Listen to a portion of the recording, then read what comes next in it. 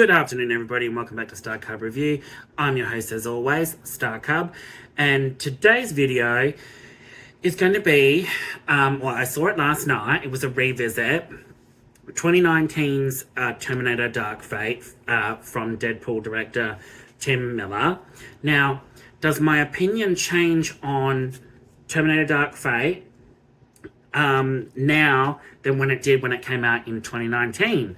You'll have to find out. But before we get into that, I just want to say a big, huge thank you to everyone new to my channel. Thanks very much for tuning in. I really appreciate it. To everyone returning, I absolutely love you guys. I really, really appreciate it. And there's been so much interaction with my videos.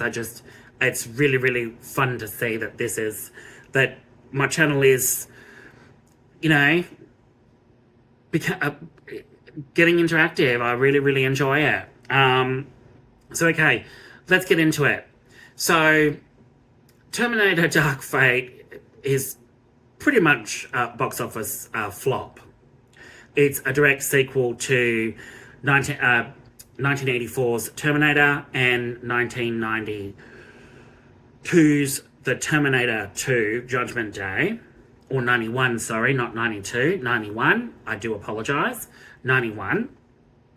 And it ignores the events of T3, Rise of the Machines, and Terminator Genesis. Produced by James Cameron, and obviously Tim Miller directed it, but is this still, when I initially saw it,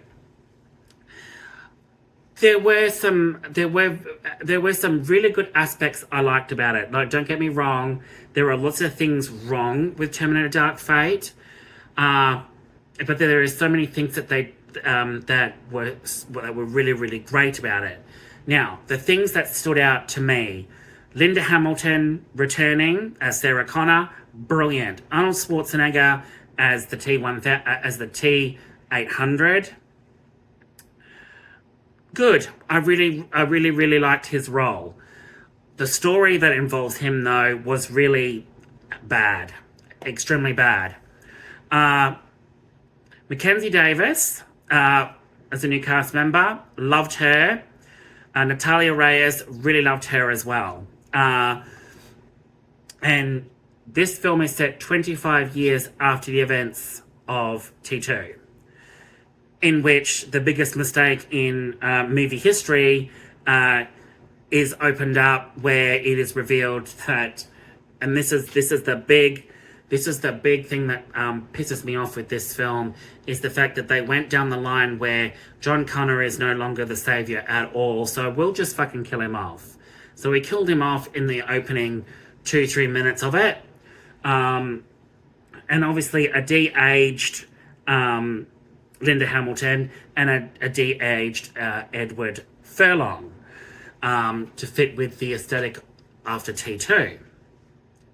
So the escape, and it's 1998, they're on a beach in Guatemala, and then suddenly another Terminator, a T-800, comes, kills John Connor, and basically wipes the floor with him, and then leaves, and then, opens up, 25 years later, where we find out that the T-800 that Skynet sent back pretty much is living the home life with a supposed wife and kid.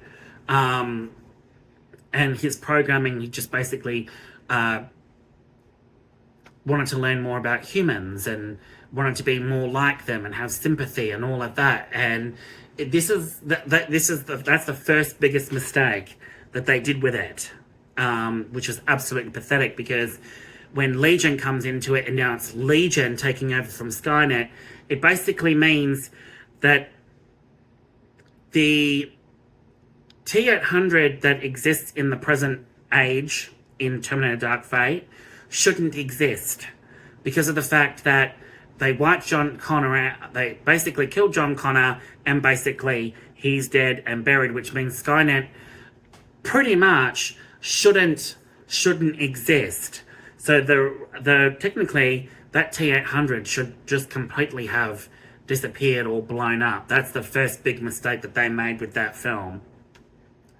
There was little bits and pieces that I liked and I didn't like, but there were some things that stood out. Natalia Reyes as Dani Ramos, really liked her. And she does a step up from John Connor in John Connor's role, except plays out completely different. Mackenzie Davis as Grace, an enhanced super soldier from 2042, an augmented super soldier.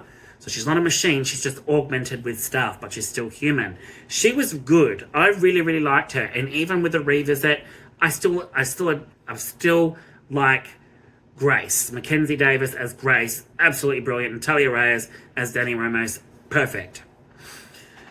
And of course Arnold Schwarzenegger and Linda Hamilton. But that's all that's going for it. But the story is just really, I don't know, the story for me is just, it's basically a rehashing of Terminator 2, except it just completely plays out differently. And, you know, we learned that Legion is the one that takes over and Skynet doesn't exist in this new timeline.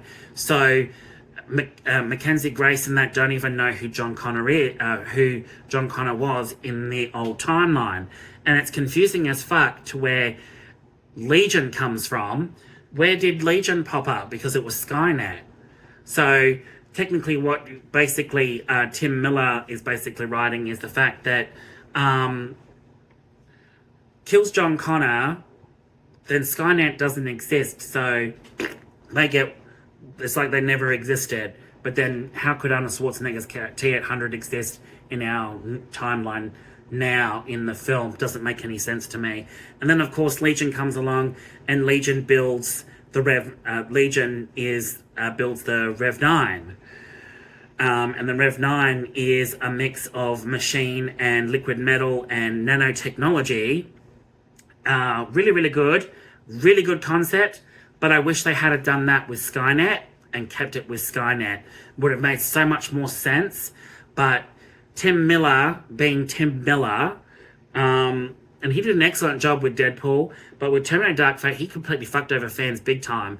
Like, I really wanted to see a John Connor-driven storyline where we actually get the apocalypse, the Judgment Day, and it's the rise of the Resistance, it's the rise of the machines in it, and we see the aftermath, we see all of that unfolding where he becomes the leader that he's meant to. Linda Hamilton could have played an extremely big role in that as well, because I feel like Dark Fate's storyline completely just wipes the floor with John Connor's story and just completely pisses on it. And for what? I really wanted to continue John Connor's storyline, and I think that's what everyone wanted. But honestly, there was good things about Terminator Dark Fate, and then there was a lot wrong with it. The story, for one, was just played out as a rehash, you know, bits of number one and bits of number two mashed in together, and it plays out exactly the same. And, you know, even the ending is very similar.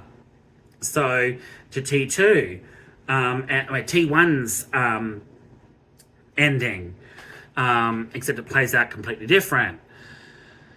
And, you know, I feel really bad for Edward Furlong, because I feel like he should have repraised his role as John Connor. You know, there are aspects I liked of T3, Terminator 3, Rise of the Machines, but I didn't like the main character that played John Connor in it, Nick Stahl. I couldn't stand Nick Stahl. Can't stand him as an actor. I think he's very, very wooden and can't act for shit.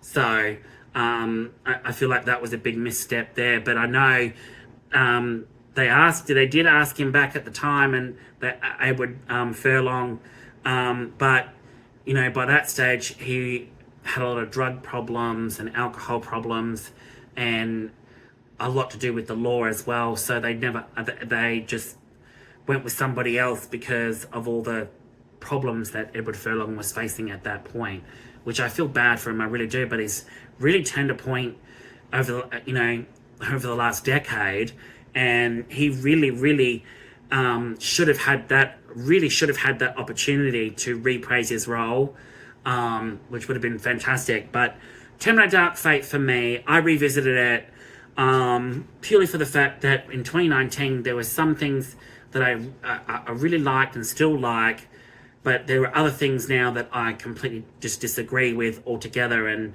a lot of it too is the way Sarah Connor's storyline was handled in it, which I feel really bad because Linda Hamilton did an amazing job in this film. And I really wish they had have kept the whole John Connor in it, because it would have made so much more sense in this film that another person comes along, sort of thing. But then again, I think no, it doesn't make sense. So yeah, it really doesn't. But there were some great scenes in this, and then some of the stuff was just so ridiculous that it was like, really, you made that choice, you made that choice, you made that choice. But all in all, Terminator Dark Fate is not a bad, awful film. It's a good popcorn film, but in terms of living up to the standard of T1 and T2, I would have to say no, unfortunately. What do I rate it? Well, back then, I have never done a review on my channel of this, so this is going to be, I'll let you know what I rated it when it first came out. So when it first came out, I rated it, and this, at the time, I was like, oh, this is really, really good. I rated it a 9 out of 10. But looking back on it now, my official rating now for 2024 stands at a 6.5 out of 10. Good aspects, good.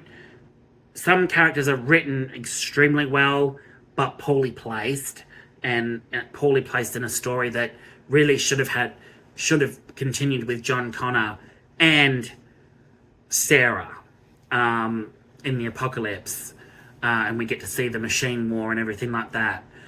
So yeah, 6.5 out of 10. Thanks for tuning into this video, guys, and I hope to see you with another one with another video down the track. Thanks for tuning in, guys. Ciao.